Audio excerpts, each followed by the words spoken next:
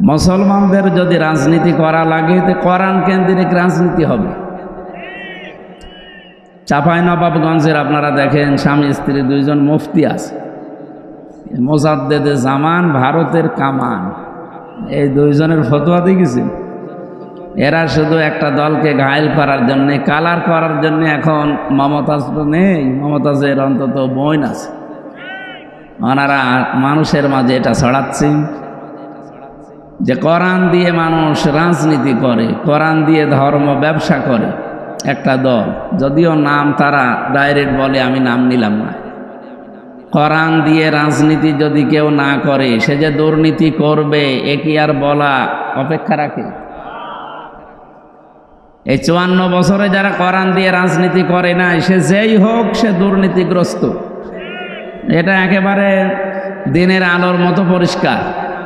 আর কোরআন দিয়ে যারা রাজনীতি করেছে তারা যে পবিত্র থাকার চেষ্টা চালিয়েছে এবং তারা পবিত্র ছিল, এর প্রমাণ আপনাদের পাশের জেলা সাতক্ষীরার মাওলানা রিয়াসাত আলী রহমতুল্লাহ আলাইহি, এই জেলার পাশে এই যে জিগরগাছা চৌগাছার এমপি ছিল মুহাদ্দিস আবু সাঈদ রহমতুল্লাহ আলাইহি, তাদের জীবন কি পরিচ্ছন্ন না কলুষিত? এই কিছুদিন আগে বিদায় নিল, শহীদ হয়ে গেছে মাওলানা মতিউর রহমান নিজামী রহমতুল্লাহ আলাইহি। মন্ত্রী ছিল, মেম্বার না, চেয়ারম্যান না, উপজেলা ভাইস চেয়ারম্যান না, উপজেলা চেয়ারম্যান না, মেয়র না, এমপিও না। এমপি তো ছিল, মন্ত্রী ছিল। কি ছিল? আপনার এই মাথায় ধরবে না? একটা মন্ত্রীর আন্ডারে কত কিছু থাকে আপনি জানেন? 5টা বছর 2টা মন্ত্রণালয় চালিয়েছে, 1 টাকা তো দুর্নীতি পায়নি, আরো 36 টাকা ফেরত দিয়েছে রাষ্ট্রকে। পৃথিবীর ইতিহাসে এই প্রথম। এরা রাজনীতি করেছে কি দিয়ে বলেন তো?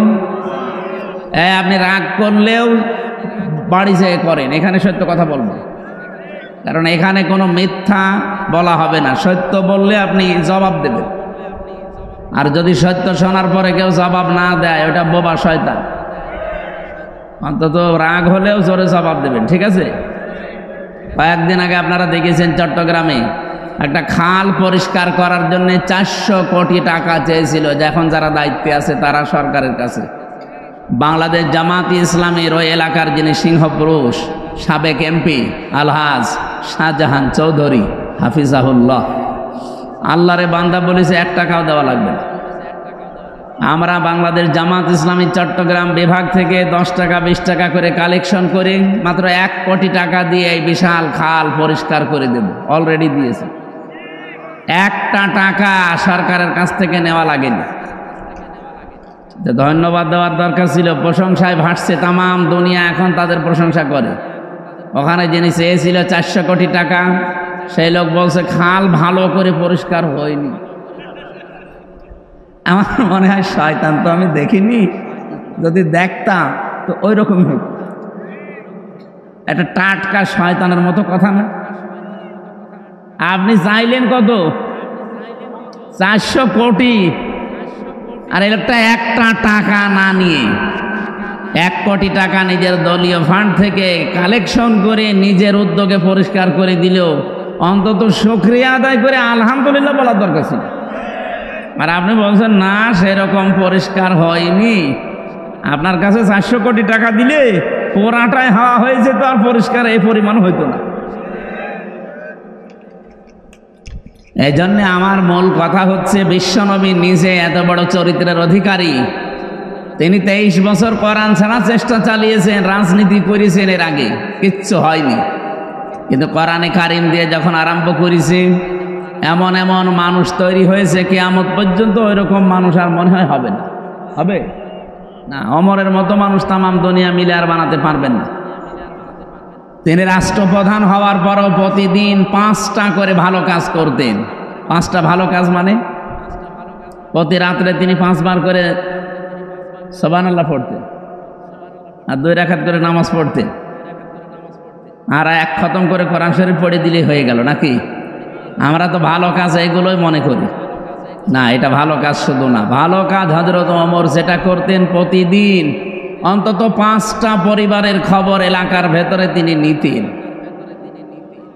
যে রাতেই একেবারে তার পুরা জীবন পড়ে আমি দেখেছি, যে রাতে একেবারেই কিছু হয়নি অন্তত 3টা ভালো কাজ তিনি করেছেন। সে কি কাজ? রাতের বেলা যে দেখলেন যে এক বাড়ি থেকে একটা লোক বের হয় আবার প্রবেশ করে, উনি যে হাত চেপে ধরলেন, ডাক দিয়ে বললেন, আল্লাহর বান্দা, বারবার এর বাড়ি থেকে বের হন আবার প্রবেশ করেন, কি আপনি কি?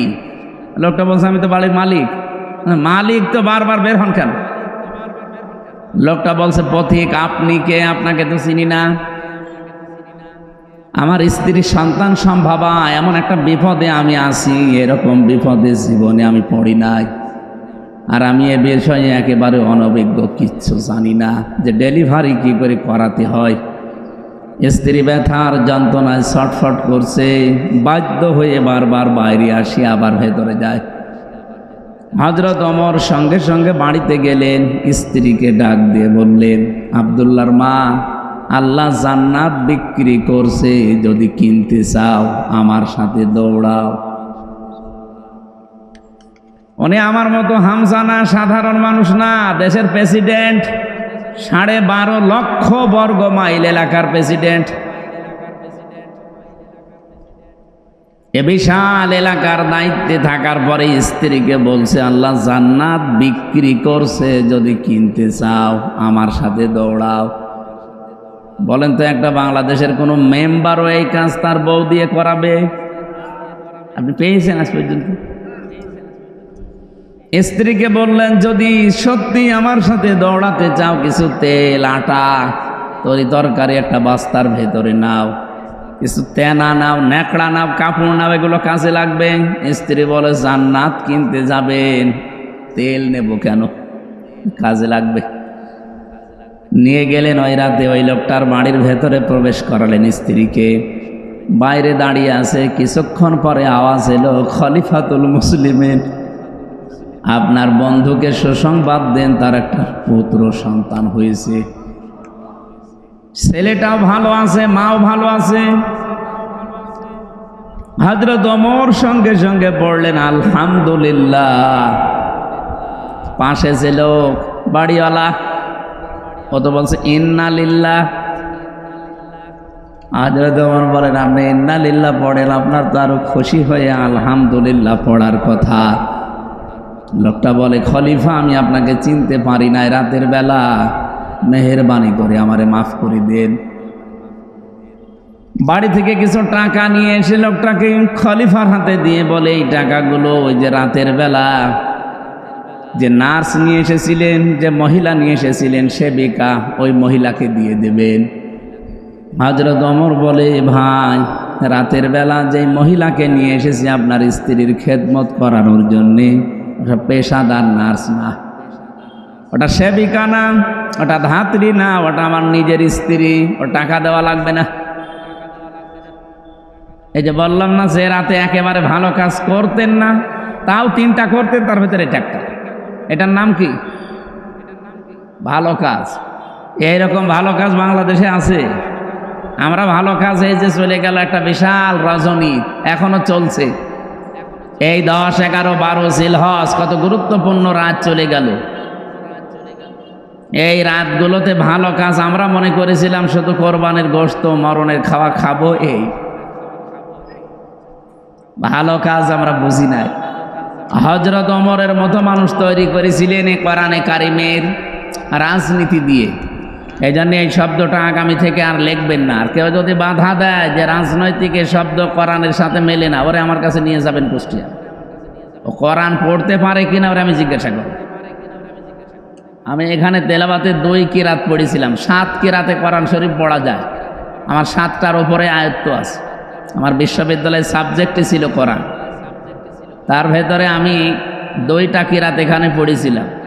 আপনারা আলেম ছাড়া হয়তো তারা মনে করছেন ইব্রাহিম না বলে ইব্রাহাম বলল, মানে এটাও আর একটা কিরাত আছে। আমরা যদি কিরাতের ক্লাস নেই, ওইদিকে আমরা যাব ইনশাআল্লাহ। আমরা বোঝাতে চাচ্ছিলাম, আগামী থেকে কোরআনে কারিম দিয়ে রাজনৈতিক কথা বলবেন না, এটা রাজনৈতিক মঞ্চ নয়। এই কথা যদি কেউ বলে আমার সামনে যেন বলবেন না ভাই, কারণ আপনি যে বিষয়ে জানেন না ওই বিষয়ে আপনার কথা বলা ঠিক না। আমার জীবনই কাটছে কোরআনের ওপরে। আমি সেই ছোটবেলা থেকে এর সাথে লেগে আছি। আমি কারিয়ানা শেষ করেছি কোরআনের ওপরে নাকি হাদিসের ওপরে? হাদিসের ওপর কারিয়ানা হয়, কিসের ওপরে? এরপরে হাফেজি পড়েছিলাম এই কোরআনটা মুখস্থ করি। আমি কামেল করেছি কোরআনের ওপরে, অনার্স মাস্টার্স আমার কোরআনের ওপরে। তো আমার এখনো এমফিল চলছে কোরআনের ওপরে, পিএইচডিও আমার কোরআনের ওপরে। তো বলেন তো, আপনার কাছ থেকে যদি এখন জিজ্ঞাসা করে করে শুনে শুনে করা লাগে, কোরআনের কথা বলা লাগে যে এটা রাজনৈতিক কথা, এটা অরাজনৈতিক কথা, তা আমার গলায় দড়ি দিয়ে মরিয়ে যাওয়ার দরকার না? কোন আলেম যদি এরকম, এই যে সেলিম জাহাঙ্গীর ভাই, এরপরে আরো যারা আলেম আছে আজকে যিনি কথা বলছিলেন, এনারা যদি বলে না এটা রাজনীতি, তখন অন্তত পরামর্শে বসা যায়। আপনার পেটে বোম মারলে আপনি ইব্রাহিম হবে না ইব্রাহাম হবে, আপনি তাও বলতে পারেন না। আর আপনার কাছে জিজ্ঞাসা করে কথা বলা লাগবে? আগামী থেকে আলেমদের এভাবে আর বাধা দেবেন না। যুব কল্যাণ সংঘের উদ্যোগে মহাবিশ্ব এটা তাফসিরুল কোরআন মাহফিল আপনারা দিয়েছেন। যদিও এই সময় এখন তাফসির মাহফিলের সময় আমাদের এই দেশে না। আমাদের দেশে ওই অক্টোবর, নভেম্বর, ডিসেম্বর, জানুয়ারি, ফেব্রুয়ারি এই মাসগুলোতেই বেশি হয় শীতের সময়। বাকি সময়গুলো কখন বৃষ্টি কাদা লেগে যায় বলা যায় না। এগুলো বাইরের দেশগুলোতে আমার এখন আলোচনার বেশিরভাগ শিডিউল নেওয়া বাইরের দেশে। ওগুলোতে ওই ফাঁকা ময়দানে দেয় না, ওগুলো দেয় সব অডিটোরিয়াম। এই জন্য বৃষ্টি ঝড় কাদা হলে ওদের কোনো সমস্যা নেই। তারপরও সাহস করে এলাকার মানুষ যখন অন্তত দিয়েছে, আর পরিবেশটাও আজকে অলরেডি এখনো পর্যন্ত ভালো আছে নাকি? বৃষ্টি যেন ঘন্টাখানেক পরে হয়। আমরা কোরআনে কারিম থেকে কিছু গুরুত্বপূর্ণ কথা আজকে, আমি বলেছিলাম না আগস্টের 5 তারিখের আগে আর এই 10 মাস আমি আজকের আয়াত দিয়ে মিলাবো ইনশাআল্লাহ। আল্লাহ যেন সহজ সরল ভাষায় বোঝানোর তৌফিক দেন। 3 বছর জেলখানার আমার যতটুকু ধারণা আছে, মনে আছে, 3 বছরের ভেতরে প্রত্যেক দিন তাহাজ্জুদ আমি যতদিন পড়েছি আমার এই দোয়াটা ছিল প্রতিদিন নফল নামাজের সেজদায় গিয়ে, সে আল্লাহ বাইরে যদি কোনো দিন যেতে পারি, কোরআনের কথাগুলো সহজ সরল ভাষায় তোমার বান্দা বান্দীদের সামনে বলার সুযোগ করে দিও, যেন আমি বোঝার আগে তারা বুঝে ফেলে। এই জন্য আমার মনে হয় আমার কথা পাগলেও বুঝে ফেলে। আপনারা বুঝবেন ইনশাল্লাহ, আশা করছি। আজকের মাহফিলের সম্মানিত সভাপতি জনাব জাফর ইকবাল, আতালাল্লাহু উমরাহু ওয়া বারাকাল্লাহু ফি হায়াতি, আমিন। এতক্ষণ যিনি আলোচনা রাখলেন সেই খুলনা থেকে এসেছেন বিশিষ্ট ইসলামিক চিন্তাবিদ মাওলানা আসাদুজ্জামান আসাদ। আলোচনা রেখেছেন সম্মিলনী ডিগ্রি কলেজ মনিরামপুর যশোর বিশিষ্ট ইসলামিক চিন্তাবিদ মাওলানা সেলিম জাহাঙ্গীর, আতালাল্লাহু উমরাহু ওয়া বারাকাল্লাহু ফি হায়াতি। এটা মাহিদিয়া নাকি? ওইটা না, ওই যে একটা মাহিদিয়া ফাজিল মাদ্রাসা আছে না পাশে, যাক মাওলানা প্রিন্সিপাল এসেছে, কি যেন নাম? মাওলানা ওমর ফারুক, অধ্যক্ষ মাওলানা ওমর ফারুক এসেছে, ফাজিল মাদ্রাসার প্রিন্সিপাল সাহেব। মাওলানা রবিউল ইসলাম খুলনা এসেছে। আমার বড় ভাইরা এসেছে, খালিদ সাইফুল্লাহ, যার মাধ্যমে আজকের এই অনুষ্ঠানটা নেওয়া। আমি এখন মাহফিল করি না, ভাইরা ভাই তো না নিলে আবার আমার ম্যাডামের কাছে তাল লাগাবে, আর এক ঝামেলায় পড়বো, এই কারণে নিয়েছি। কিন্তু এসে যে অনেকক্ষণ বসে থাকতে আমার আসলে বিরক্ত লাগে, এই জন্য মাওলানাকে ডিস্টার্ব করছিলাম। উনিও ভালো কাজই করছিল, কিন্তু এই কাজটা আরও আগের থেকে করলে ভালো হতো। মানে অভ্যাস নেই তো আমার, এই আসলেই উঠে পড়ি সব জায়গায়, এখানে এসে বসে থাকতে একটু বিরক্ত লাগছিল। আপনারা আবার অন্য কিছু মনে করেননি তো? আমি মাওলানাকে বুঝিয়ে নেব ইনশাল্লাহ। টাকা পয়সা আপনারা কি করবেন? কবরে নিয়ে যাবেন? ওনারা যে উদ্দেশ্যে চাচ্ছিল, আশা করছে আপনারা এলাকায় ওদিকে একটু খেয়াল করবেন। যে কয়দিন চোখ আছে দিয়ে যাবেন, চোখ বন্ধ হয়ে গেলে ইচ্ছা করলো আর পারবেন না। আল্লাহ রাব্বুল আলামিন বলেন, লাআল্লি আ'মালু সালিহান ফীমা তারাকতু কাল্লা ইন্নাহা কালিমাতুন হুয়া কাইলুহা ওয়া মিন ওয়ারাইহিম বারযাখুন ইলা ইয়াউমি ইউবআসুন।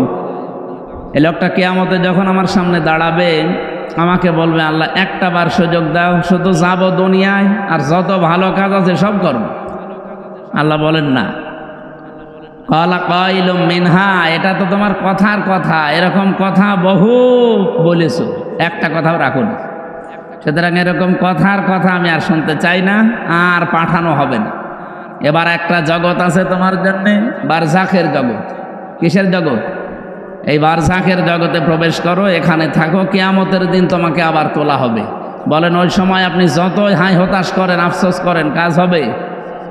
এই জন্য এখনই সতর্কবাণী উচ্চারণ করে দিলাম আল্লাহর পক্ষ থেকে। আশা করছি যতদিন চোখ ভালো আছে, বন্ধ না হয়, আল্লাহর এই ঘরের দিকে খেয়াল করবে। আল্লাহ কবুল করুন, আমিন। মঞ্চে বসা আছেন ইসলামী আন্দোলন, বিশেষ করে একামতে দিনের যারা দায়িত্বে আছে বাংলাদেশে, তাদের ভেতর অন্যতম এই মানুষগুলো। ওয়ারফা'না লাকা যিকরাক, আল্লাহ এদের মর্যাদা সম্মান দুনিয়া আখিরাতে আরো যেন বাড়িয়ে দেন। বলেন আমিন। সামনে বসা মুসলমান ভাইরা, পর্দার আড়ালের সম্মানিতা মা এবং বোনেরা, প্রশাসনের ভাইরা, আজকে আমি খুলনা রেঞ্জের ডিআইজি সাহেব, যিনি আমাদের এই খুলনা বিভাগের 10টা জেলার দায়িত্বে আছেন, ডিআইজি রেজাউল হক হাফিজাহুল্লাহ, আল্লাহর বান্দার সাথে কিছুক্ষণ আগে কথা বলছিলাম। বললাম যে স্যার আপনি কোথায় আছেন? যে আমি অফিসে আসলাম। এখন অফিস মানে এখন কিসের অফিস?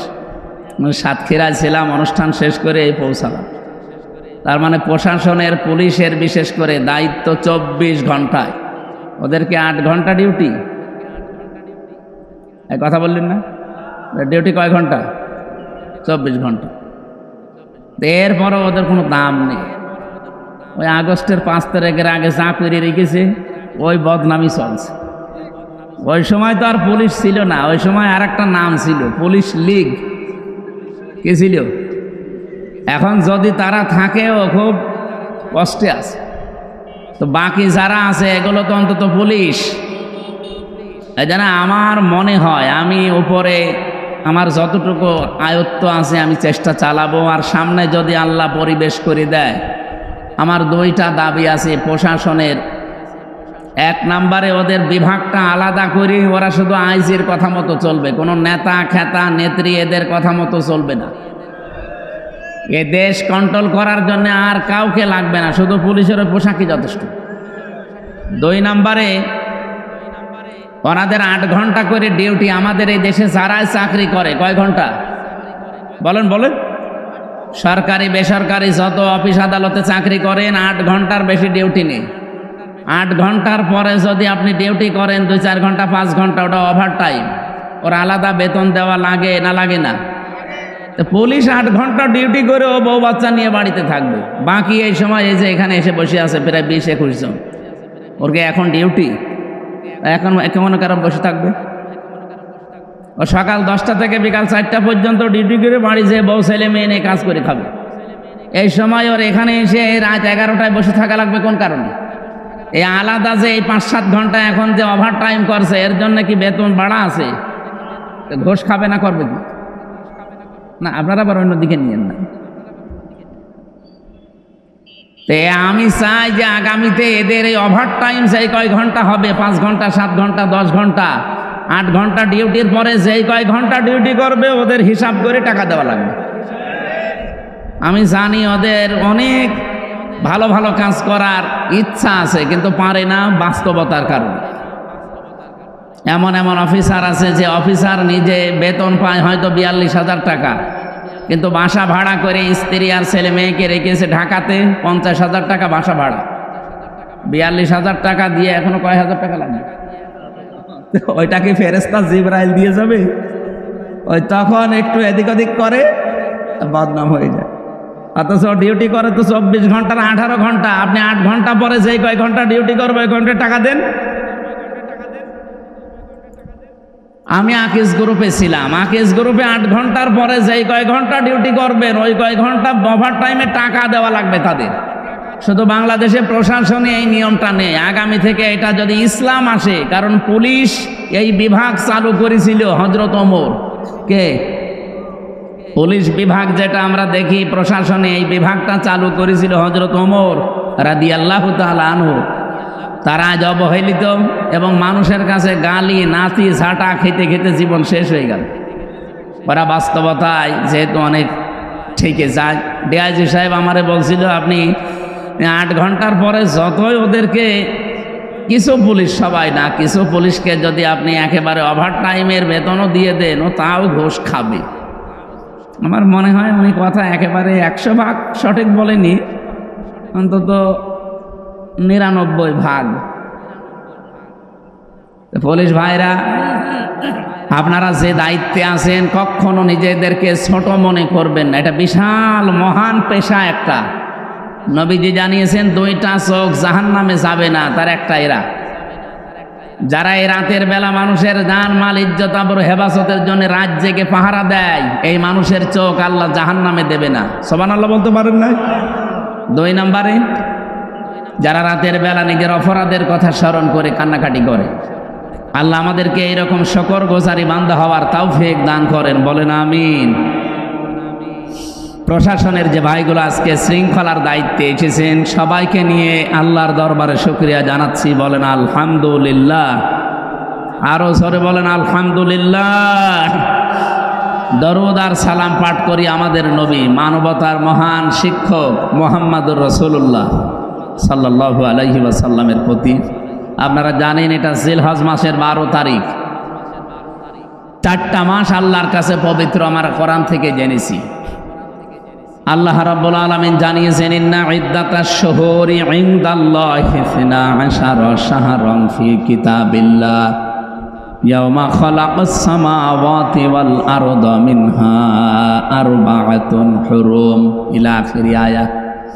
সূরা তাওবার 36 নম্বর আয়াতে এসেছে, অবশ্যই গণনার দিক থেকে আল্লাহর নিকটে মাসের সংখ্যা 12টা। আসমান আর জমিন আল্লাহ যেই দিন তৈরি করেন ওই দিন 12টা মাসের নাম তার কিতাবে তিনি লিপিবদ্ধ করেছিলেন। কয় মাস? জানুয়ারি, ফেব্রুয়ারি, মার্চ, এপ্রিল, বৈশাখ, জ্যৈষ্ঠ, আষাঢ়, কি মুহররম, সফর। এই 12টা মাসের 4টা মাস আল্লাহর কাছে একেবারেই পবিত্র। আল্লাহ নিজে বলেন সম্মানিত। তার ভেতরে মুহররম, রজব, জিলকদ, আর এখন চলছে যেটা জিলহজ। ওই জামানায় আমি দেখেছি তাফসিরের ভেতরে কাফেররা পর্যন্ত এই 4টা মাসকে তারা সম্মান দিত। ওদের তো গোষ্ঠীগত দ্বন্দ্ব চলতো সারা বছর, কিন্তু এই 4 মাস আসলে তারা বলতো না এটা সম্মানিত মাস, এই জিলহজ মাস, এটা সম্মান দেওয়া লাগবে। সুতরাং মারামারি, গন্ডগোল, কেস কাম, মামলা মোকদ্দমা যা আছে আপনার সাথে এই 4 মাস আর হবে না। এ মাস চলে যাক, আপনাকে আবার আমি দেখে নেব। আপনি বলেন তারা কাফের, তারপরও আল্লাহর এই মাসকে তারা সম্মান দিয়েছে এইভাবে। এ মাস আসলেই তারা মারামারি, গন্ডগোল, মনোমালিন্য সব বন্ধ করে দিত। জিলহজ মাস এসেছে, এখন কি মারামারি এদেশ থেকে বন্ধ হয়ে গেছে? বলেন বলেন। যত রকমের অন্যায় অবৈধ কাজ এবং কি মিথ্যা সাক্ষী দেওয়া, মিথ্যা মামলা দেওয়া, আর একটা নাম বলেই ফেলি, যে চাঁদাবাজি করা, এটা কি এখন বন্ধ হয়ে গেছে? আরে ভাই, জিলহজ মাসে অন্তত তো আপনি একটু বন্ধ করতে পারতেন। কাফেররা এ মাসের সম্মান দিয়ে তারা সব অন্যায় অপরাধ বন্ধ করে দেয়, আর আমরা আজ পর্যন্ত সম্মান দিয়ে এ মাসে অন্যায়গুলো বন্ধ করতে পারি নাই। আপনি কি সম্মান দিচ্ছেন এ মাসকে? এ মাসে এসেছিল আজকে 12 তারিখ, আর মাত্র 18 দিন পরে মাসটা চলেও যাবে, কিন্তু আপনি কি দিলেন? যালিকা ওয়া মান ইউআযযিম শাআইরাল্লাহি ফাইন্নাহা মিন তাকওয়াল কুলুব। আল্লাহ বলেন এটা আমার বিধান। মানুষের ভেতরে যাদের আল্লাহর ভয় কাজ করে, যাদের অন্তরে তাকওয়া আছে, তারা আমার নিদর্শনগুলোকে সম্মান দেয়। তাহলে এই জিলহজ মাস, এই নিদর্শন কার? এই মাসের সম্মানে 18 দিনে আপনারা আরম্ভ করবেন। যাদের সাথে মামলা মোকদ্দমা চলছে বলবেন ভাই থাক, এ মাসে বন্ধ, আবার এই মাস চলে গেলে দরকার হয় যদি করা লাগে আবার আরম্ভ করব। পারবেন না বলতে? দেখেন আবার করবে। অনেকের কথাবার্তারা বন্ধ হয়ে আছে। 2 দিন, 5 দিন, 7 দিন, 1 বছর কথা বলে না বিভিন্ন কারণে। আরে ভাই, এটা সম্মানিত মাসকে সম্মান দেওয়া লাগবে। সুতরাং এই মাসে এই সিদ্ধান্তটা নেন। যে আমি এখন থেকে আবার কথা আরম্ভ করে দিলাম, যদি ওইরকম পরিবেশ হয় এই মাস চলে গেলে আবার ওর সাথে কথা বন্ধ করে দেব। এই আমলটা আজকে থেকে আরম্ভ করবেন যারা কথা বন্ধ করে দিয়েছেন দুনিয়ার কোনো কারণে। হ্যাঁ, আখেরাতের কোনো কারণ ওটা আলাদা, কিন্তু দুনিয়ার সাথে রিলেটেড কোনো বিষয় এর কারণে যদি আপনি সম্পর্ক নষ্ট করে কথা বন্ধ করে দেন, মুরগিতে ধান খেয়েছে এই জন্য কথা বলে না, এরকম মানুষ নেই? এরকম কোন বিষয়ে যদি আপনি কথা বন্ধ করে 3 দিনের ভেতরে মারা যান, আপনি বেঈমান হয়ে মরবেন। 3 দিন কথা না, 10 দিন, 15 দিন, 1 মাস কথা বন্ধ হয়ে আছে, এরকম মানুষ এখানে বসে আছে। কথা বলেন না কেন? এরকম মানুষ একজন হাত তোলেন তো। 3 দিনের বেশি কথা বন্ধ হয়ে আছে অন্যের সাথে, হাত তোলেন তো। আপনার কি কি আপনার কি সমস্যা কি? এদিকে তাকান।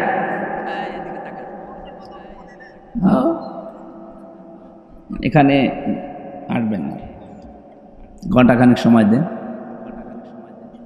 এই যে একটা নিষিদ্ধ কাজ, এটা এই কাজটা আমাদের ভেতরে চলছে, অথচ এ মাস পবিত্র মাস চলেও যাচ্ছে।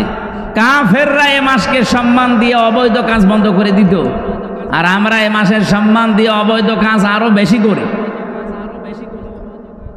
নবীজির হাদিস হচ্ছে মানিদ দাআ আন আবি যাররিন রাদিয়াল্লাহু তাআলা আনহু قال قال النبي صلى الله عليه وسلم মানিদ দাআ মা লাইসা লাহু ফালাইসা মিন্না ওয়ালিয়াতাবাওয়া মাকআদাহু মিনান নার।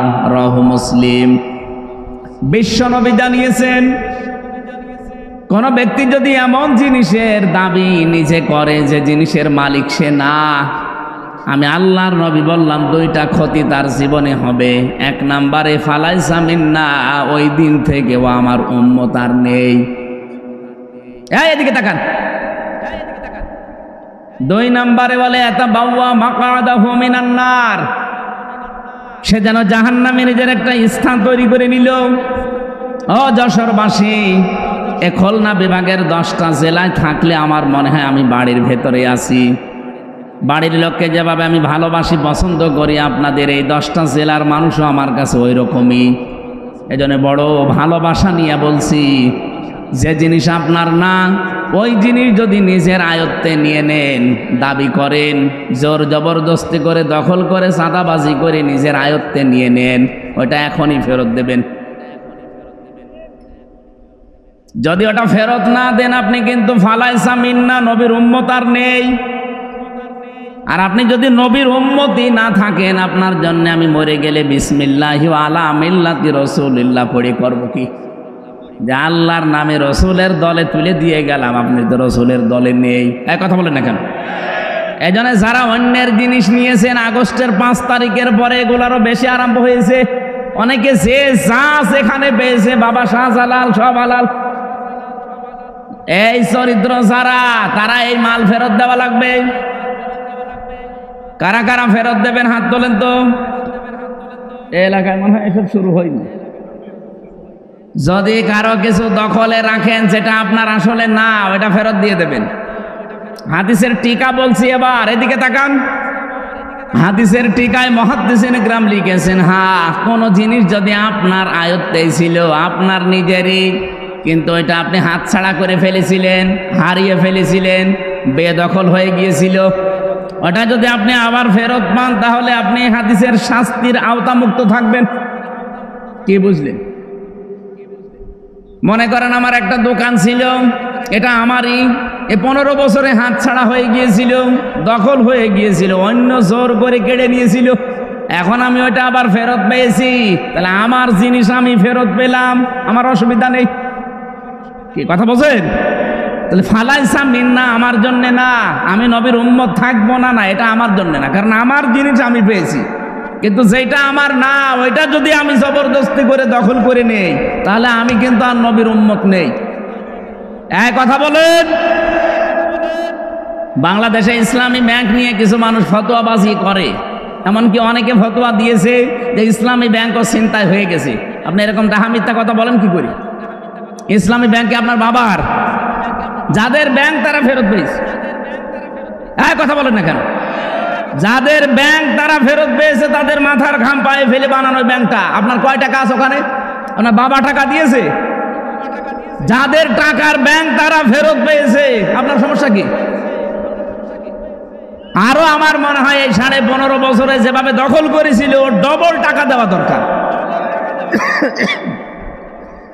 এই 15.5 বছরে যাদের জীবন থেকে সময়গুলো কেড়ে নিয়েছে, যারা কেড়ে নিয়েছে, যেহেতু রাষ্ট্রের দায়িত্বে থেকে এগুলো কেড়ে নেওয়া হয়েছে, রাষ্ট্রের উচিত তাদের এই সময়গুলো ফেরত দেওয়া। সময় ফেরত না দিতে পারলে তাদের জরিমানা দেওয়া। যেমন এই যে জনাব এটিএম আজহারুল ইসলাম বিনা কারণে 13 বছর জেল খাটলো। এক কথা বলেন, হাইকোর্ট থেকে সুপ্রিম কোর্ট থেকে তাকে বিনা একেবারে নির্দোষ প্রমাণ করেছে যে ওনার কোনো দোষ নেই। এই 13 বছরে ওনার তদন্ত করে দেখলাম যে কোনো দোষ পাওয়া যায়নি। বেকসুর খালাস মানে কি? কথা বলেন না কেন? বেকসুর খালাস মানে ওনার কোনো দোষ আমরা এই 13 বছর অনুসন্ধান করে পেলাম না। এই যে আমার 3 বছর রেখেছিল, আমারও বেকসুর খালাস দিয়েছে। আদালত প্রমাণ করছে যে আমির হামজার কোনো দোষ আমরা পাইনি। 3 বছর আমরা আটক করে রেখেছিলাম যে কোনো দোষ আছে কিনা, না একটা দোষও পেলাম না, এই জন্য বেকসুর খালাস দিলাম। তাহলে আমি 3টা বছর যে লস হয়ে গেল, এই বছরগুলো ঘুরিয়ে দেন। কে কথা বলছেন না কেন ভাই? আমার এই বছরগুলো ঘুরিয়ে দেন। আপনি তো প্রমাণ করলেন যে আমার কোনো দোষ নেই, আপনাকে একেবারে খালাস করে দিলেন। তাহলে আমার 3 বছর ফেরত না দিতে পারলে আমার 3 বছরে যত ক্ষতি হয়েছে ওই ক্ষতিপূরণ দেওয়া লাগবে। এই জন্যই তো আমরা চাই আজহারুল ইসলামের ক্ষতিপূরণ, কারণ ওনাকে বিনা কারণে আপনি এই 13 বছরে রেখে কিছুই প্রমাণ করতে পারেননি। শেষ পর্যন্ত বললেন উনি বেকসুর খালাস। আমার একটা কথা যদি মিথ্যা হয়, বানানো হয়, অন্য কোনো উদ্দেশ্যে হয়, বলেন, আমি আপনাকে এখনই পোড়াটা শেষ করে দেব। যেহেতু রাষ্ট্রে যারা দায়িত্বে ছিল তারা এই অত্যাচারটা করেছে, এই জুলুমটা করেছে, এখন যারা রাষ্ট্রের দায়িত্বে আছে তাদের উচিত হবে ওনার ক্ষতিপূরণ দেওয়া। ক্ষতিপূরণ কি দেবেন? কে? উনি তো স্ত্রী হারিয়েছে জেলখানায় থাকতে, জানাজাও পড়তে পারেনি, এনার স্ত্রীটা ফেরত দেন। এমনকি 13 বছরে উনি জীবন থেকে যা যা হারিয়েছে সবগুলো রাষ্ট্রের উচিত ফেরত দেওয়া। আর যাদের কারণে নষ্ট হয়েছে তাদেরকে উনি যদি মাফ না করে, আল্লাহ তাদের মাফ করবে না, কারণ তারা অপরাধ আল্লাহর কাছে করে না, অপরাধ করেছে আজহার সাহেবের কাছে। কথা বলেন না কেন? আমার 3টা বছর আপনি কেড়ে নিয়েছেন, এখন যদি বলেন আল্লাহ কাবা শরীফ ধরে মাফ চাই, আমারে মাফ করে দেন, আপনাকে মাফ করবে? আপনি কি আল্লাহর কাছে দোষ করেছেন? দোষ করেছেন হামজার কাছে, আগে আমার কাছে মাফ চান। আমি যদি মন থেকে বলি ঠিক আছে যান, যা হয়েছে হয়েছে, মাফ করে দিলাম। সেদিন ওসি সাহেব, যেটা আমার মামলার আয়ু ছিল, মাদারীপুরে বাড়ি, কল দিয়েছিল, বলছে হুজুর মাফ করে দিয়ে। আমি মাফ তো করে দেওয়ার জন্য আমি রাজি আছি, কিন্তু আমার টাকা ফেরত দিন। আপনি যে 3টা বছরে কত টাকা নিয়েছেন আমার বাবার কাছ থেকে, টাকাগুলো আমাকে ফেরত দেন। আর আকিস গ্রুপের কাছে নিয়েছেন 32 লাখ, এই টাকাগুলো ফেরত দেবেন, এরপরে বলবেন মাফ করে দিন। আমি মাফ করে দিলাম, টাকা ফেরত না দিলে কোনো মাফ নেই। আপনি দোষ করবেন একজনের কাছে আর মাফ চাবেন আর একজনের কাছে, হয়? এই দেশে তো এইটাই চলে, অপরাধ করে একজনের কাছে, মাফ চায় আর একজনের কাছে। এটা পাগলামি ছাড়া আর কিছু না। এটা কয়েকদিন আগে কামরুল বলে একজনের মন্ত্রী ছিল, মাথা ফেটে গেছে, পড়েছে পায়খানায়, পড়েছে মাথা ফেটে গেছে। ওনার মন্ত্রিত্ব থাকাকালীন একটা অপরাধ করেছিল, পচা গম। আপনি শোনেননি? পচা গম ধরা পড়েছিল। ওই সময় যদি উনি জনগণের কাছে মাফ চাইতো, বলে না তদন্ত করা লাগবে। কি তদন্ত করবেন? যাদেরকে কমিটিতে রাখবেন সব তো ঘুষখোর, ওদেরকে তো তদন্ত কমিটিতে রেখে ঘুষ ঘাস দিয়ে আবার আল্লাহর ওলি ফ্রেশ হয়ে যাবে। কিন্তু ওই সময় যদি বলতো ঠিক আছে আমার ভুল হয়ে গেছে, যেভাবেই হোক আমি ভুল করে ফেলেছি, আমি মাফ চাই, আমারে মাফ করে দেন, দেশের 18 কোটি মানুষ, আরে 18 কোটি মানুষ যদি মাফ করে দিত, আল্লাহ আপনাকে মাফ করে দিত। কথা বলেন না কেন? তাওবাটা বাংলাদেশে যা ভেজাল, বিশেষ করে ভারত, বাংলাদেশ আর পাকিস্তান, এই 3টা দেশে তাওবা নিয়ে একেবারে পুরাটা চলছে। কি বলবো, আর তাওবা হয় না আমাদের। তাওবা আর ইস্তেগফার এক জিনিস না। সব সময় আপনি ইস্তেগফার করতে পারেন, আস্তাগফিরুল্লাহ আস্তাগফিরুল্লাহ আস্তাগফিরুল্লাহ পড়েন, কিন্তু তাওবা এটা কিন্তু মারাত্মক জিনিস। নবীজি বলেন কোন মানুষ যদি তাওবা করে, আমার ওয়াজে বসে বাড়ি চলে যাচ্ছে, 11টার আগে একটা লোক উঠবেন না। নবীজি বলেন 1 নম্বরে কোন মানুষ যদি তাওবা করতে চায় সে যেন বলে আমি অপরাধী। আমি কি বলেন বলেন? এখন এই অপরাধী বলবেন কার কাছে? না না, এই তো ভেজাল এই জায়গায়। তো কিছু হলে কাবা শরীফে চলে যাচ্ছে, গিলাপ ধরে কান্নাকাটি করছে। অপরাধী যারা, তারা অপরাধ স্বীকার করবে, তার কাছে অপরাধ করেছে যার কাছে। আরো আসতে বলেন। এই 15.5 বছরে যারা দায়িত্বে ছিল তারা অপরাধ করেছে না করেনি? আপনার কাছে যদি নাও করে, আমার কাছে করেছে। কারণ আমার এখন 33 বছর বয়স। 18 বছর থেকে আমি ভোট দিতে যদি আরম্ভ করতাম 3 বার ভোট দিতে পারতাম। 18 থেকে 33 কত হয়? 15 বছরে 3 বার ভোট হয়। আমি 3 বার ভোট দিতে পারতাম, একবারও পারি নাই। তা আমার এই অধিকারটা যে আপনি নষ্ট করলেন, আমার হক যে আপনি মেরে খেলেন, আর এখন যদি আপনি বলেন আল্লাহ আমারে মাফ করে দেন, আপনার মাফ হবে কি করে? আপনি তো আর আল্লাহর কাছে দোষ করেননি, আপনি ভোট মেরেছেন হামজার। বলেন। ভেতরে থাকাকালীন একটা ওসি ছিল আমার সাথে, 8 বছর তার জেল। উনি একদিন আমার কাছে এসে বলছে, হুজুর আমি একটা তাওবা করেছি, দেখেন তো আমার তওবা হয়েছে কিনা। কি তওবা?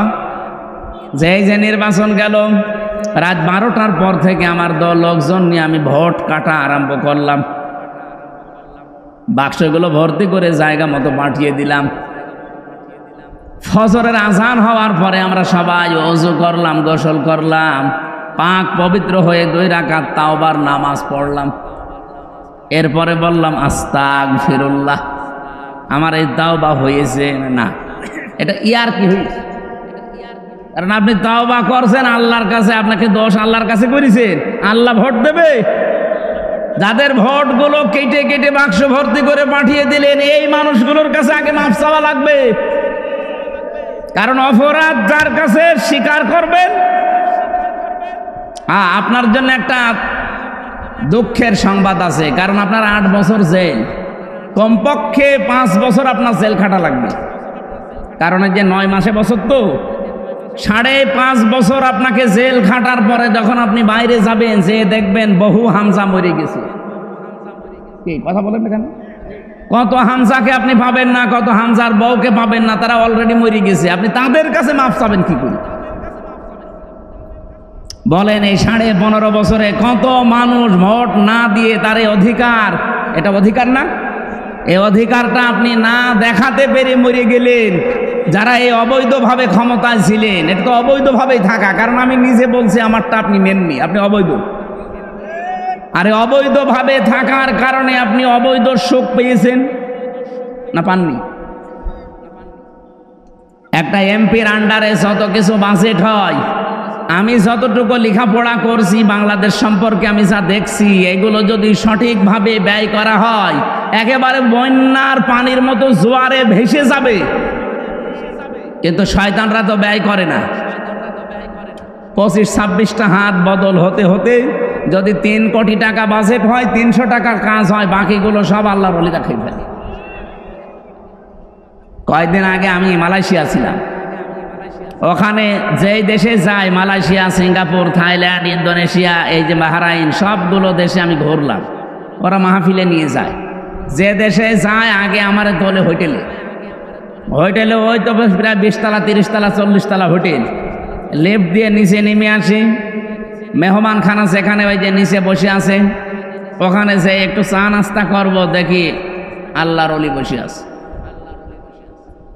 কি আপনি এখানে কেন? হুজুর আমি আগেই পালিয়েছি। কবে? 3 তারিখে। আমি জানতাম যে দেশের অবস্থা ভালো না, এই জন্য আগেই পালিয়েছি। পালিয়ে থাকেন কোথায়? এই যে 8 মাস 9 মাস হয়ে গেল, কোথায় থাকেন? এই হোটেলে। আপনি যেন কাউকে বলবেন না। আজ 8-9 মাস আছি খুব কষ্ট করে, বাইরে যেতে পারি না। আপনি বাইরে যেতে পারেন না কেন? আপনার তো 620টা বাড়ি শুনেছি। কত? 620টা বাড়ি তার। একজন মন্ত্রী ছিল চট্টগ্রামে বাড়ি, থাকতে পারে না। ওই দেশেও তার বাড়ি আছে, সাহেব পাড়া বানিয়েছে কিন্তু তালা লাগানো। আমাকে যে নিয়ে গিয়েছিল বলছে দেখুন হুজুর সাহেব পাড়া, এটা সব তালা লাগানো, থাকে না, সব হোটেলে থাকে। আমি বললাম যে আপনি যান না কেন বাড়িতে? বলে বাড়ি যেয়ে মার খাবো। বাংলাদেশের 20 লাখ বাঙালি এখানে কাজ করে, যদি আমারে দেখে পিটিয়ে ভর্তা বানিয়ে ফেলবে। বাইরে যাব, খুব কষ্ট করে আসি এখানে। আমারে শেষে বলছো হুজুর দোয়া করেন। হট, কিসের দোয়া? আপনার জন্য দোয়া আসবে আমার? আপনি দেশটা ফোকলা করে ফেলেছেন, আর এখন দোয়া চাচ্ছেন আমার কাছে। আপনার জন্য দোয়া আমির হামজা না, আমির হামজার বাপ না, কাবা শরীফের ইমাম করলেও কাছে লাগবে না, কারণ আপনি তো আর আল্লাহর কাছে অপরাধ করেন, আপনি অপরাধ করেছেন 18 কোটি মানুষের কাছে। এরকম অবৈধভাবে যারা চেয়ারে ছিল, বলেন অবৈধভাবে চেয়ারে বসে থেকেই শেষ না অবৈধ সুখ পেয়েছে? অবৈধ সুখ পাইনি। আমি একটা আয়াত বলছি, দেখেন তো কোনোদিন পড়েছেন কিনা? ফাইন্না মাআল উসরি ইসরা, ইন্না মাআল উসরি ইসরা। পড়েছেন? কোনোদিন চিন্তা করেছেন আয়াত নিয়ে? আল্লাহ পাক বলেন ফাইন্না মাআল উসরি ইসরা। এবার একটু তাকান, উসরনের আগে আল্লাহ নির্দিষ্ট করে দিলেন এটা মারিফা, কিন্তু ইসরার আগে আলিফ লাম দেয়নি, এটা অনির্দিষ্ট নাকেরা। আমি আয়াতটা পড়ার পরে এই যে জেলখানায় এসে চিন্তা করলাম, কারণ 3টা বছর ধরে আমরা তালাবদ্ধভাবে এক ঘরের ভেতরে ফাঁসির কন্ডেম সেলের ভেতরে রেখেছিল, কোনো কাজ নেই, কাম নেই। কোনো আয়াত পেলেই ভাবতাম যে দেখি এখান থেকে তথ্য বের করা যায় কিনা। চিন্তা করলাম আল্লাহ উসরনের আগে আলিফ লাম দিয়ে নির্দিষ্ট করলেন, পরের শব্দ ইসরার আগে দিলেন না কেন? আবার এর আগে আল্লাহ মা দিয়েছেন, এর আগে আবার ইন্না দিয়েছেন। যারা এখানে আরবি গ্রামার বোঝে ওনাদের জিজ্ঞাসা করেন, ইন্না শব্দটা আল্লাহ গ্যারান্টি দেওয়ার জন্য ব্যবহার করে, মার পরে উসরুন ইসরা। আমি শব্দের দিকে খেয়াল করে মিলিয়ে দেখি, হ্যাঁ এটা তাফসিরে ফি জিলালিল কোরআনের টিকা, এই ব্যাখ্যাটা উনি হালকা দিয়েছেন সাইয়্যিদ কুতুব রহমতুল্লাহ আলাইহি। উনি বলেন কোন মানুষ যদি পৃথিবীতে একটা কষ্ট সহ্য করে, কয়টা? বলেন বলেন। একটা কষ্ট যদি কোনো মানুষ দুনিয়ায় সহ্য করে, আর ওই কষ্টটা যদি হয় 3টা কারণে, এটা ফি জিলালিল কোরআনে পাবেন টিকায়। একটা কষ্ট আপনি যদি দুনিয়াতে সহ্য করতে পারেন, আর ওই কষ্টটা যদি হয় 3টা কারণে, তাহলে একটা কষ্টের জন্য ইসরা যেহেতু মারেফা না, এটা নাকেরা, আল্লাহ কমপক্ষে 10 থেকে 70টা শান্তি, সুখ, কল্যাণ, সহজ বিষয় আপনাকে দুনিয়া আখিরাতে দান করবে। আপনি বুঝেছেন কিনা আমি জানি না। আপনি যদি কষ্ট পেয়ে থাকেন কয় কারণে? বলেন বলেন। কষ্ট পেলে আপনি সুখ পাবেন তা না। কষ্ট তো হাতিনাও পেয়েছে, কি পাইনি? যাওয়ার দিন কি কান্না দেখেছি? স্বামী মরে গেলেও মনে হয় মহিলা তো কাঁদতে দি, ঠিক কন্দন করছিল, কষ্ট না পেলে কাঁদলো কেন? তার এই কষ্টের কান্নাটা কিন্তু 3টা কারণের একটা কারণও আমি পাইনি। 1 নম্বরে আপনি যদি কষ্ট পেয়ে থাকেন দুনিয়ায় আল্লাহর জন্যে, কার জন্যে? বলেন বলেন। 2 নম্বরে রাসূলুল্লাহর জন্যে, 3 নম্বরে মানবতার জন্যে। এই বাংলাদেশে এই 54 বছর বাদ দিলাম 15 বছরে আপনি হিসাব করেন, বহু মানুষ আল্লাহর জন্যে তারা চাকরি হারিয়েছে, আল্লাহর জন্য তারা চেয়ার থেকে উপরের চেয়ারে উঠতে পারে নাই।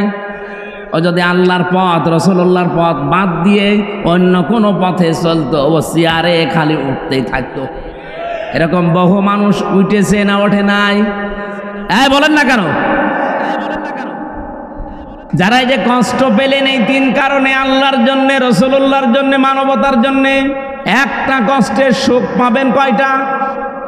70টা। বলেন বলেন, আরো জোরে বলেন। সিস্টেমের পরের আয়াতে দেখেন, যেহেতু আল্লাহ রিপিট করেছেন, ইন্না মাআল উসরি ইসরা। মা মানে কিন্তু পরে না, মা মানে কি? সঙ্গে সাথে। আল্লাহ বলেন কোন মানুষ যদি একটা কষ্ট দুনিয়ায় সহ্য করে কমপক্ষে তার সাথে সঙ্গে ৭০টা সুখ শান্তি কল্যাণ স্বস্তি নিরাপত্তা আমার আল্লাহ রেডি করে রেখেছেন। বলেন সুবহানাল্লাহ। এবার আমি আরেকটা ব্যাখ্যা বলছি, একটু তাকান। কোন মানুষ যদি দুনিয়াতে একটা সুখ ভোগ করে আর ওই সুখটা যদি হয় অবৈধ সুখ, একটা সুখের কারণে কমপক্ষে ৭০টা দুঃখ তাকে ভোগ করা লাগবে। এই 15 বছরে যারা সুখ ভোগ করেছেন কমপক্ষে মনে করেন 50টা,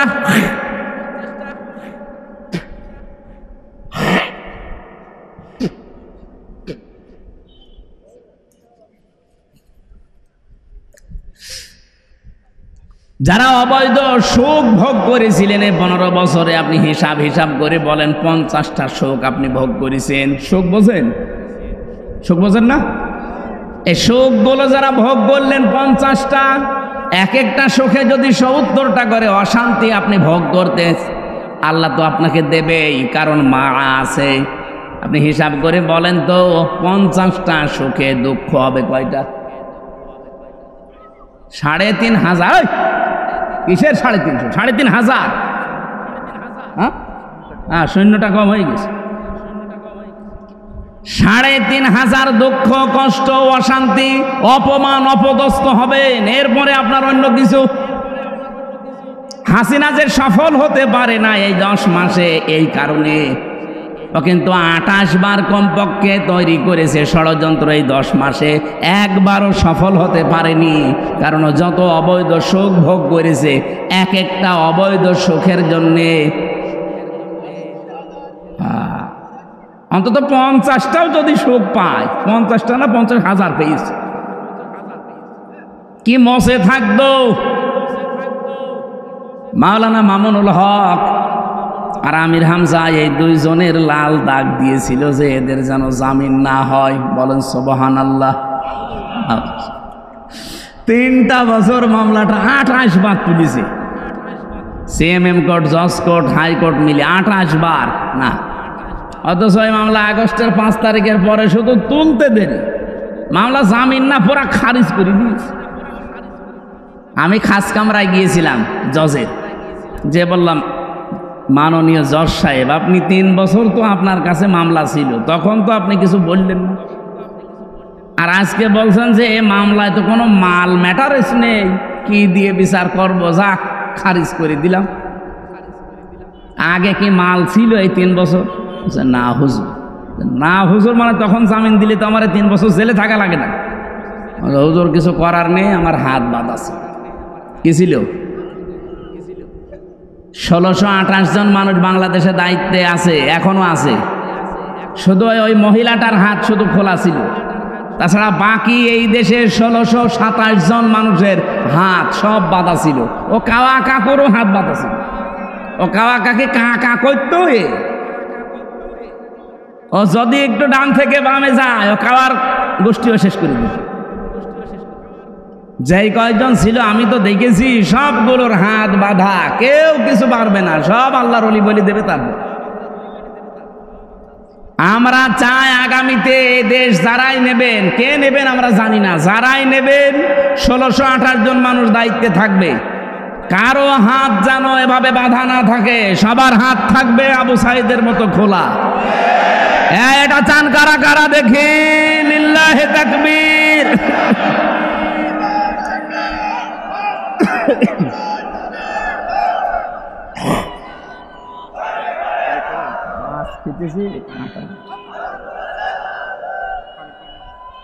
পারে না, মানে মাছ খেতেছে কাঁটা বিধি, এই জন্য ঝামেলা আছে।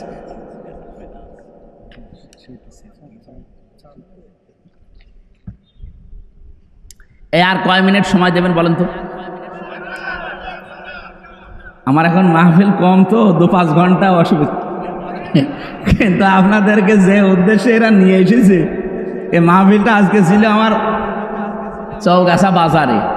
ওখানে আল্লাহর ওলিরা কি করেছে আমি জানি না, এই আমার ভাইয়ের সাথে চাকরি করে, ইনি কিভাবে কায়দা করে এখানে নিয়েছে আমি জানিও না। আজকে দুপুরবেলা জানলাম যে মাহফিল আমার এখানে। আমি তো সেই কুষ্টিয়া থেকে আসার সময় মনে করছি যে আমার চৌগাছা মাহফিল। তো চৌগাছা আসার পর বলছে এখানে না, আরো দূরে। কোথায়? মনিরামপুর।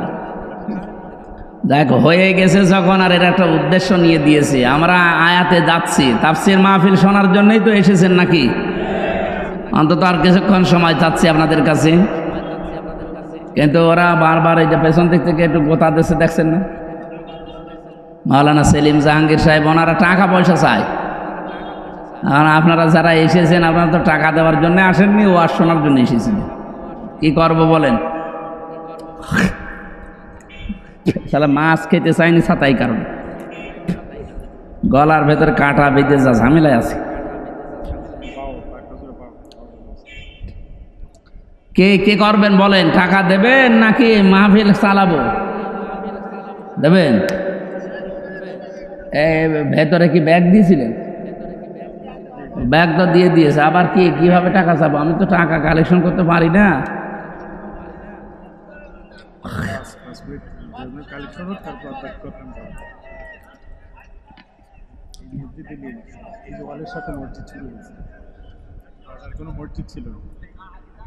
এখানে একটা বাজার আছে, শুনলাম এই বাজারে কোনো মসজিদ ছিল না, মসজিদ বানানোর চেষ্টায় আছে। কোরআনে কারিম এবং হাদিসের ভাষা আমি যতটুকু বুঝি, মান বানা লিল্লাহি মাসজিদান বানাল্লাহু লাহু বাইতান ফিল জান্নাহ। এটুকু তাকান, একবারে পুরা 2 তলা 3 তলা মসজিদ করে দেওয়া লাগবে, এটা হাদিস না। হাদিস হচ্ছে মান বানা লিল্লাহি মাসজিদান, যে ব্যক্তি একটা মসজিদ বানাবে। মসজিদ মানে কি? একটা সেজদার জায়গা, একটা টাইলসের জায়গা, এটাও একটা মসজিদ। সুতরাং একটা টাইলসের জায়গা পরিমাণে এতটুকুর যা খরচ হয়, এরকম যদি 500 টাকা 1000 টাকা খরচ লাগে একটা টাইলস দিতে, এই পরিমাণের জায়গাও যদি কেউ কমপ্লিট করে দেয়, সে একটা মসজিদ বানানোর সওয়াব পাবে। আল্লাহ জান্নাতে তার জন্য ঘর বানাবে। একেবারে পুরাটা 2000 স্কয়ার ফিট বানিয়ে ছাদ করে দেওয়া লাগবে, এটার নাম মসজিদ না, ওটা তো কমপ্লিট। আপনি শুধু একটা টাইলসের জায়গা পরিমাণ একটা মানুষ সেজদা দিতে পারে, এতটুকু জায়গার যে খরচপাতি আছে এতটুকু দিয়ে দিল। জায়গা আছে মসজিদে, ও কলম পর্যন্ত ওঠানো হয়ে গেছে, শুধু একটা সেজদার জায়গা কমপ্লিট করার মতো অর্থ আপনি দিয়ে দেবেন। এখন না পারলেও এসে দিয়ে দেবেন। আপনি একটা নিয়ত করে রাখেন, কারণ এই উদ্দেশ্যে আজকের এই অনুষ্ঠানটা দেওয়া, নয়তো এই অনুষ্ঠানটা এই গরমের ভেতরে দিত না। আপনাদের বারবার বলছে তো, এই জন্য আপনারা একটু চেষ্টা করেন। একটা সেজদার জায়গা বানাতে যা লাগে, 2টা টাইলস হলে একটা সেজদার জায়গা হয়ে যায়। অন্তত এই পরিমাণের যে খরচ আছে, আপনারা একটু নিয়ত করে, হয়তো 500 700 1000 মতো লাগবে, আপনারা দিয়ে দিন। 50-60 জন যদি এইভাবে করেন, দেখেন জায়গাটা কমপ্লিট হয়ে যাবে। কিয়ামত পর্যন্ত এখানে সেজদা চলতেই থাকবে ইনশাআল্লাহ। হযরত ইব্রাহিম আমাদের জাতির পিতা, সূরা মরিয়মের 41 নম্বর আয়াত যেটা আমরা তেলাওয়াত করেছিলাম, আল্লাহ রাব্বুল আলামিন বলেন, ওয়াযকুর ফিল কিতাবি ইব্রাহিম ইন্নাহু কানা সিদ্দীকান নাবিয়্যা। স্মরণ করো, আমি ইব্রাহিম নবীর আলোচনা আমার এই কিতাবের ভেতরে আপনাকে আমি করে শোনালাম। নিশ্চয় সে ছিল সিদ্দিক এবং নবী। এই 2টা গুণ আমাদের জাতির পিতা ইব্রাহিম আলাইহিস সালামের আল্লাহ বর্ণনা দিলেন। এবার আসেন, ওনাকে আল্লাহ যে কিতাবের ভেতরে বর্ণনা করে আমাদেরকে শুনিয়েছে ইব্রাহিম নবীর কাহিনী, সেই কিতাবের নাম হচ্ছে কোরআন শরীফ। সেই কিতাবের নাম কি? আরো জোরে বলেন। যে কোরআনে কারিম থেকে আমরা কথা শোনার জন্য অলরেডি বসে আছি। আজকে যে আয়াত পড়েছিলাম সূরা ইব্রাহিমের 6 নম্বর আয়াত, রব্বুল আলামিন জানিয়েছেন, কিতাবুন আনজালনাহু ইলাইকা লিতুখরিজান নাসা মিনাজ যুলুমাতি ইলান নূর। হে নবী, এই কিতাব আমি আপনার প্রতি এই জন্য নাজিল করলাম, এই কিতাব দিয়ে আপনি মানুষদেরকে অন্ধকার থেকে আলোর দিকে নিয়ে আসবেন। তাফসিরে মুফাসসিরিন ইকরাম ব্যাখ্যা করেছেন, এখানে যুলুমাত বহু বচন দিয়ে আল্লাহ বুঝিয়েছেন, দুনিয়ায় যত শিরিক, বেদাত, কুফর এবং মানুষের তৈরি করা আইন কানুন আছে, সব আল্লাহর ভাষায় অন্ধকার। আপনারা জ্ঞানী মানুষ, বিচক্ষণ মানুষ, বুদ্ধিমান মানুষ, একটু বুদ্ধি কাজে লাগান, মাথাটা ঠান্ডা করে কাজে লাগান। দুনিয়ায় যত শিরিক আছে, বেদাত আছে, কুফর আছে, এগুলো আল্লাহর ভাষায় সব অন্ধকার। বিশেষ করে মানুষের তৈরি করা আইন আর কানুন, এগুলো সব অন্ধকার।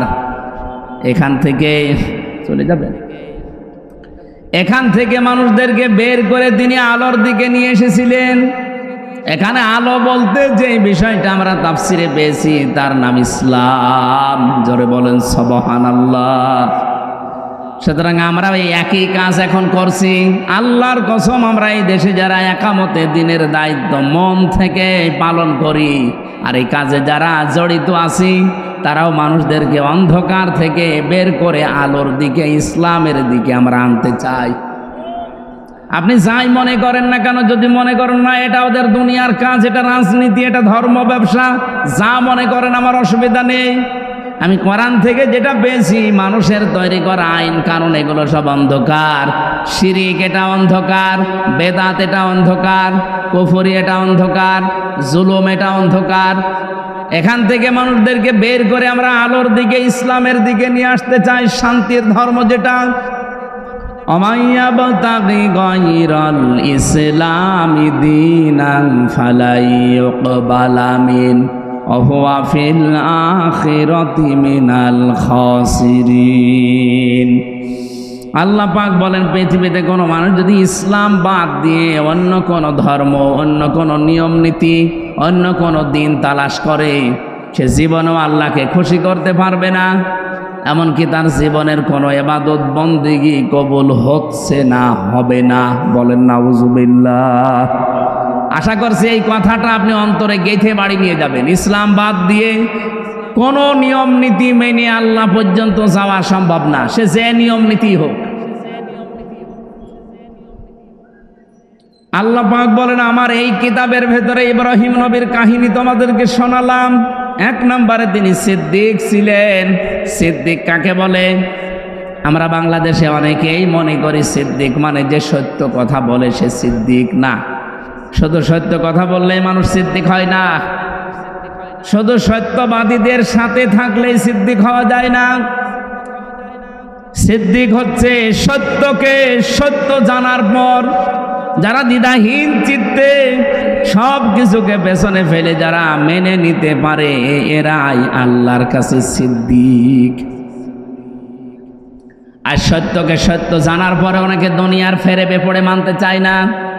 সত্যকে সত্য জানার পরে অনেকে বিভিন্ন প্রভাব প্রতিপত্তি, বিভিন্ন কারণে তারা সত্যকে গ্রহণ করতে চান না। আপনার বিবেকে কি বলে আসলে সত্য কোনটা আপনি কিন্তু বুঝে ফেলেছেন, আপনি জানেনও।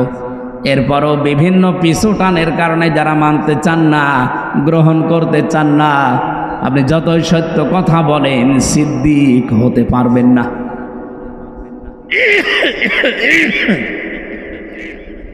হযরত আবু বকরও আমাদের মতো মানুষ ছিলেন। নবীজির মেরাজের ঘটনাকে যিনি যখন বিশ্বাস করে নিলেন দ্বিধাহীন চিত্তে, প্রশ্ন ছাড়া, বিশ্বনবী ওই দিন বলেছিলেন, আবু বকর, মেরাজের কাহিনী বলতে গিয়ে আল্লাহ নিজে পর্যন্ত আশ্চর্য হয়ে গেছে, আর তুমি কোনো প্রশ্ন ছাড়া এত বড় বিশাল কাহিনী বিশ্বাস করে নিলে। আজকে থেকে তোমারে আমি খালি হাতে ফেরত দিতে পারি না। তোমার নামে আজকে আমি নবী একটা লকব লাগিয়ে দিলাম। তুমি শুধু আবু বকর না, এখন থেকে তুমি আবু বকর সিদ্দিক। বাংলার মুসলমানেরা, বিশেষ করে যশোরবাসী, ভালো করে শুনবেন এটা। শুধু সত্য কথা বলেই কিয়ামতের দিন যে চারটা কাতার আল্লাহ বানাবে, মিনান নাবিয়িনা ওয়াস সিদ্দিকিনা ওয়াস শুহাদাই ওয়াস সালিহিন, এই চার কাতারের প্রথম কাতারে তো যেতে পারবেন না, নবীরা থাকবে। দুই নম্বরে সিদ্দিকরা, যারা সত্যকে সত্য জানার পরে দুনিয়ার সব পেছনে ফেলে যারা গ্রহণ করে নেয়, এরা কিয়ামতের দিন সিদ্দিক মানে আবু বকরের সাথে উঠবে। আর সেই সুযোগ এখন বাংলাদেশে যাচ্ছে। সত্যকে সত্য আপনি জানেন, বোঝেন, আপনি সত্যি বলেন তো সত্য কোনটা আপনি জেনে ফেলেছেন, বুঝে ফেলেছেন, এরপরও আপনি মানতে চান না কেন? জাতির পিতা ইব্রাহিমকে আল্লাহ এমনি সিদ্দিক দেয়নি, তিনি সত্যকে অনুসন্ধান করেছিলেন। আমাদের মতো মুসলমানের ঘরে তার জন্ম হয়নি, তার জন্ম হয়েছিল মুশরিকের ঘরে। তার বাবা মূর্তি বানাতো, এই জন্য নামই ছিল আজর। তিনি আকাশের তারকা দেখলেন, বললেন এটা আমার রব হবে। চন্দ্র দেখলেন, বললেন রব হবে। সূর্য দেখলেন, বললেন রব হবে। যখন সব ডুবে গেল, বলেন না, যেগুলো জিনিস ডুবে যায়, অস্তমিত হয়ে যায়, যার কোনো অস্তিত্ব নেই, আমি ওটা মানি না। ইন্নী ওয়াজ্জাহাতু ওয়াজহিয়া লিল্লাযী ফাতারাস সামাওয়াতি ওয়াল আরদা হানিফা ওয়া মা আনা মিনাল মুশরিকিন। হে আমার জাতির লোকেরা, আমি সত্য অনুসন্ধান করছিলাম, আজকে পেয়ে গেছি। আমি আমার এই চেহারাকে, আমার এই মুখকে আমি আল্লাহর দিকে একনিষ্ঠভাবে ঘোরালাম। শুধু ঘোরাইনি হানিফা, একনিষ্ঠভাবে ঘোরালাম। অমানা মিনাল মুশরিকিন, আমি কিন্তু আর মুশরিক না। আমি শিরিক করি নাই, করিও না, আমি মুশরিক না। তিনি সত্য অনুসন্ধান করে, খোঁজ করে পেয়ে গ্রহণ করেছিলেন। আর আমরা তার সন্তান দাবি করি। জাতির পিতা ইব্রাহিমকে যারা বিশ্বাস করি, তাদের চোখে আঙ্গুল দিয়ে সত্য দেখানোর পরও মানতে চায় না। আমার কথার অর্থ আমি মনে হয় আপনি বুঝে ফেলেছেন। এরপরও যদি না বোঝার ভান করে থাকেন, এদিকে আসেন, আসেন, কানের নিচে এমন জোরে দুইটা দেব, আপনি সব বুঝে ফেলবেন। এত বাংলায় বলার পরও বলে বুঝি না। ৭৩টা দল কাজ করছে বাংলাদেশে। সত্য দল কোনটা আপনি কিন্তু সব জানেন, সব বোঝেন। এরপরও আপনার পিছু টানের কারণে আপনি মানতে পারেন। আপনি ঠিক না বললেও এটাই ঠিক। আপনি জানেন নাই ৭৩টা দল এই দেশে দিন কায়েম যদি হয়, কারা দিন কায়েম করে টিকিয়ে রাখতে পারবে এই ৭৩টা দলের ভেতরে? আপনি জানেন না? কাদের একেবারে ইউনিয়ন পরিষদ থেকে শুরু করে সংসদ, আন্তর্জাতিক জীবন পর্যন্ত চালানোর সব জায়গায় যোগ্যতা সম্পন্ন লোক কাদের হাতে আছে, কাদের কাছে দিলে দেশটা নিরাপদ থাকবে, বিক্রি হবে না, সব আপনি দেখেছেন, জানেন, আপনি বুঝতেছেন। কিন্তু পেছনের টানের কারণে আপনি মানতে পারেন না। আপনি সত্যকে সত্য জানার পরও মানতে পারেন না। কিয়ামতের দিন আবু বকরের সাথে এই কাতারে উঠতে পারবেন না। ইব্রাহিম নবীকে আল্লাহ প্রথম গুণ দিয়েছেন, তিনি সিদ্দিক ছিলেন।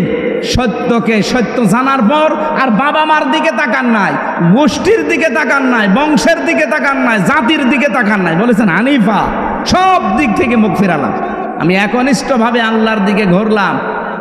আর সেই সময় এসেছে বাংলাদেশে ইব্রাহিমের সন্তান যারা দাবি করেন, সত্যকে সত্য জানার পরে গ্রহণ করতে গেলে অনেক কিছু আপনার ছাড়া লাগতে পারে। আপনার বংশের লোক বেজার হতে পারে, দলের লোক হয়তো বেজার হতে পারে। এই কথা বলেন না কেন? কিন্তু সব কিছু ছেড়ে ইব্রাহিম নবীর মতো হানিফা প্রতিদিন এই দোয়াটা জায়নামাজে বসে বসে পড়ে। ইন্নী ওয়াজ্জাহাতু, কি জায়নামাজের দোয়া? এটা আল্লাহু আকবার বলার পরে এটা বলার নিয়ম। আর আমরা এই আল্লাহু আকবার বলার আগে ইন্নী ওয়াজ্জাহাতু ওয়াজহিয়া লিল্লাযী পড়ে নিয়ে তারপরে নাওয়াইতু আন উসাল্লি আল্লাহু আকবার। কেন? এটার নিয়ম হচ্ছে আল্লাহু আকবার বলবেন, এরপরে আপনি দাঁড়িয়ে বলবেন ইন্নী ওয়াজ্জাহাতু ওয়াজহিয়া লিল্লাযী, আমি সব দিক থেকে মুখ ঘোরালাম। আসমান আর জমিন যিনি উদ্ভাবক, আমি তার দিকে মুখ ঘুরিয়েছি একনিষ্ঠভাবে।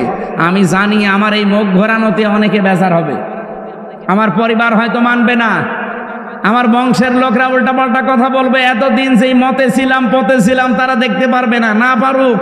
আমার বাবা ইব্রাহিম যেভাবে ঘুরেছে আমিও ঘুরলাম। কিয়ামতের দিন আমি এই সিদ্দিকদের কাতারে উঠতে চাই। উঠতে চান না? এটা কি অত সহজ যত সহজে বললাম? আমার দ্বারা অত সহজ না, আমার হামজার দ্বারা অত সহজ না, এটা অনেক কঠিন বিষয়। এই জন্য তাওবার যে ব্যাখ্যা করতে আরম্ভ করেছিলাম, খালি আমরা অপরাধ ধরি একজনের কাছে আর একজনের কাছে স্বীকার করি, হবে না। যেখানে অপরাধ করেছেন, যদি বোর কাছে অপরাধ করেন, বোর কাছে স্বীকার করেন। যদি স্বামীর কাছে অপরাধ করেন, স্বামীর কাছে স্বীকার করেন। 2 নম্বরে কি? অনশোচনা করা, অনতপ্ত হওয়া। 3 নম্বরে জীবনে আর এই কাজ আমি করব না, এই ভেবে ছেড়ে দিয়ে চলে আসা। এই 3টা যখন মানুষ মানবে, এটার নাম তাওবা। আর তাওবা করলে কি হয়? ফাউলাইকা ইউবাদদিলুল্লাহু সাইয়্যাতিহিম হাসানাত। শুধু গুনাহ মাফ না, পুরা জীবনে যত গোনা ছিল সব আল্লাহ ফাঁকা করে দেয়, ওই ফাঁকা জায়গাটা আল্লাহ নেকি দিয়ে ভরাট করে দেয়। তো এই তাওবা এমনি এমনি হবে? এখন সেই সুযোগ চলছে, আশা করছি আপনি এই তাওবা করবেন। এতদিন যাই করেছেন, যার কাছে যে অপরাধ করেছেন, যদি সুযোগ থাকে তার কাছে যে স্বীকার করে নেবেন, মাপ চাবেন। 2 নম্বরে মনে মনে অনুশোচনা করবেন, অনুতপ্ত হবেন। 3 নম্বরে জীবনে আর এরকম পথে এই রাস্তায় আমি আর আসবো না, এরকম দৃঢ় সিদ্ধান্ত নিয়ে যারা থাকতে পারে ওদের পেছনের অপরাধ আল্লাহ আর রাখে না, পুরাটা পাল্টিয়ে নেকি দিয়ে ভরাট করে দেয়। যারা এই যে পরকীয়া প্রেমী আছেন, নিজের বউ বাদ দিয়ে অন্যের সাথে লাইন করেন, বা নিজের স্বামী বাদ দিয়ে অন্যের সাথে লাইনই আছেন, এখন তওবা করা লাগবে। এই মুহূর্তে এরকম অবৈধ নাম্বার যাদের আছে, নাম্বারগুলো ডিলিট করে দেন। কারা কারা করবেন হাত তোলেন তো দেখি। এই এলাকায় তো এসব 2 নাম্বার কাজ নেই, আলহামদুলিল্লাহ। যদি কেউ এরকম 2-1 জন থেকে থাকেন, নাম্বার ডিলিট করে দেন আর অনুশোচনা করেন, অনুতপ্ত হবেন, রাতের বেলা একা একা কাঁদবেন।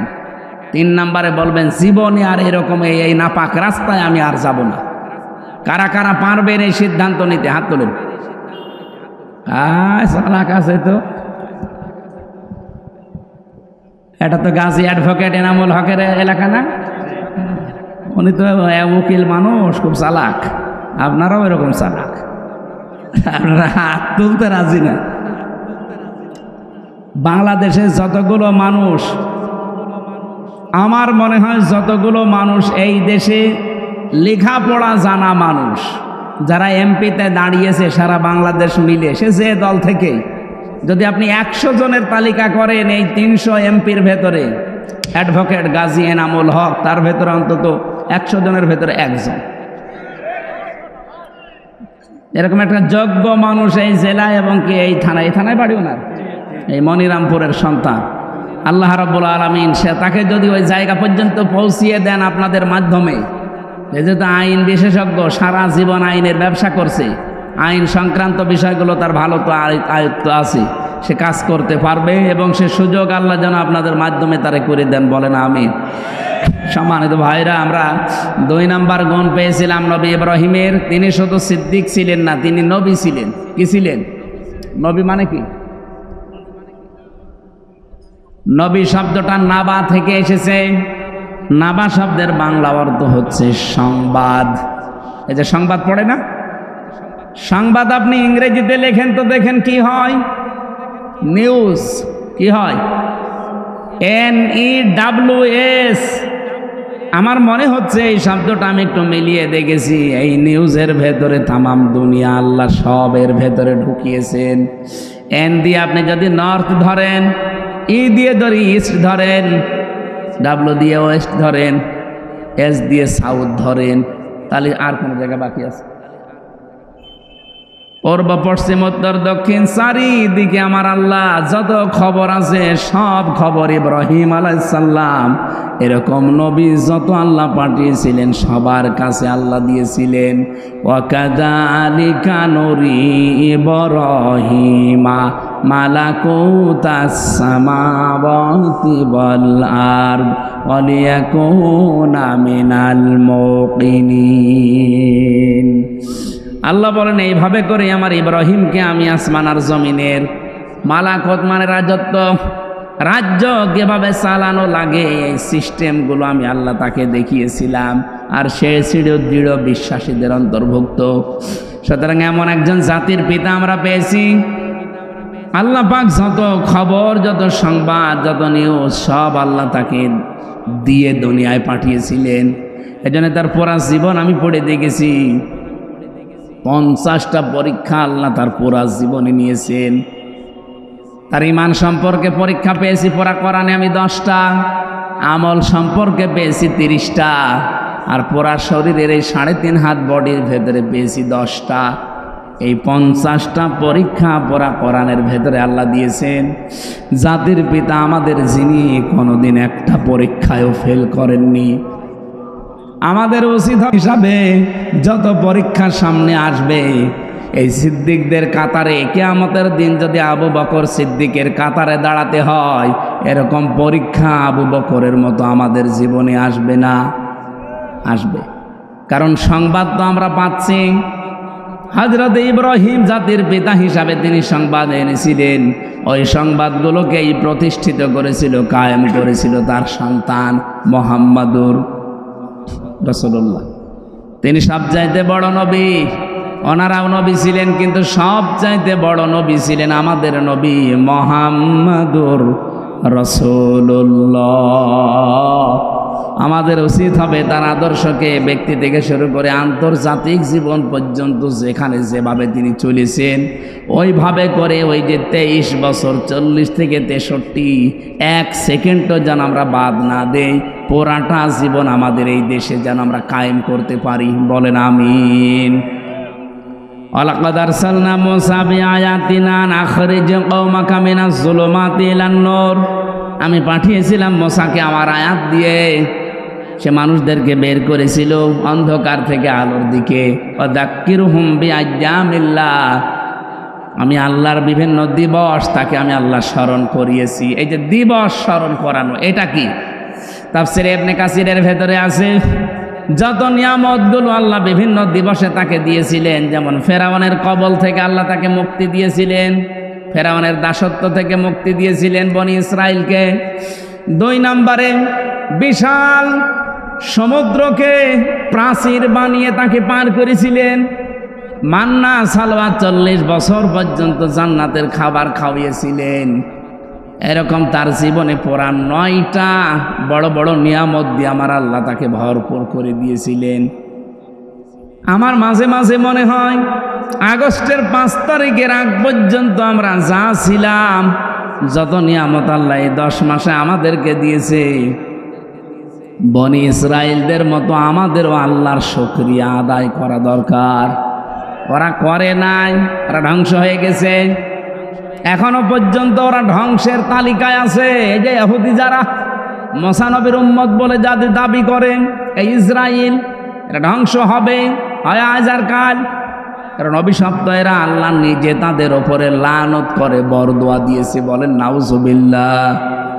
আমাদের উচিত সত্যকে সত্য জানার পরে যারা আজ মেনে নিতে রাজি না, শুধু গা গু করেন, শুধু মোড়া মারেন, এদিক ওদিকে চলে যান, প্রতিদিন আপনি নিজে নিজের ওপরে বরদোয়া দিচ্ছেন 17 বার। কয়বার? কোনটা? গায়রিল মাগদুবি আলাইহিম ওয়ালাদ-দাল্লিন, এটা বরদোয়া। প্রতিদিন আপনি বরদোয়া দিচ্ছেন রব্বুল আলামিন। তাদের পথে আমাদেরকে চালাবে না যারা মাগদুব, যারা দল্লিন, যারা গজব প্রাপ্ত এবং পথভ্রষ্ট। এ 1 নম্বরে ইহুদি, 2 নম্বরে খ্রিস্টান। সুতরাং নিজের প্রতি নিজে বরদোয়া হবে তখন। ইহুদি আর খ্রিস্টানরা সত্যকে সত্য জানার পরও ওরা মানে নাই। আমাদের নবী সত্য, ওরা ইনজিলে পড়েছে, ওরা তাওরাতে পড়েছে, তারপরও জানার পরও মানে নাই, হিংসা করে আর অহংকার করে। আজ বাংলাদেশে বহু ইহুদি আর খ্রিস্টানদের ঠিক ওই রকম চরিত্রের মানুষই আছে। সত্যকে সত্য জানার পরেও যারা মানতে চায় না, গ্রহণ করতে চায় না, তারা নিজেরাই নিজেদের ওপরে নামাজে দাঁড়ালেই বরদোয়া দেয়। আশা করছি আপনি কথা বুঝেছেন। এইরকম চরিত্র যেন বানাবেন না।